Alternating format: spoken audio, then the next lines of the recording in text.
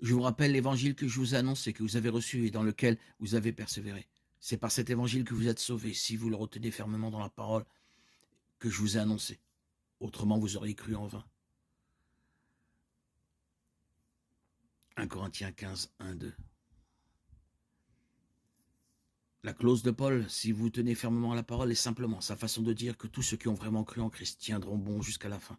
Ceux qui sont de faux professeurs de la foi, qui ne sont pas chrétiens, que de nom, finiront par se détourner de l'évangile, par les attaques du monde incrédule.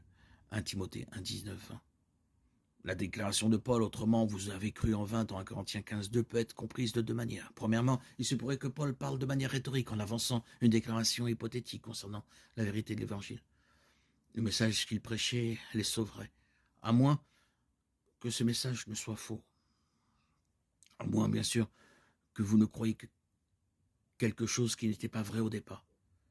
Dans le reste du chapitre, Paul met l'accent sur le fait de la résurrection et la fiabilité de son message.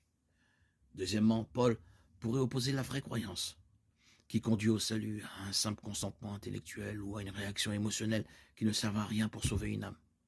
Dans ce cas, Paul avertit les chrétiens professant de ne pas ressembler à la parabole de Jésus, Matthieu 13, 1, 23. Jésus a donné un avertissement aux faux professeurs dans Matthieu 7, 21, 23. Et a donné la parabole du sol pierreux ou du sol épineux.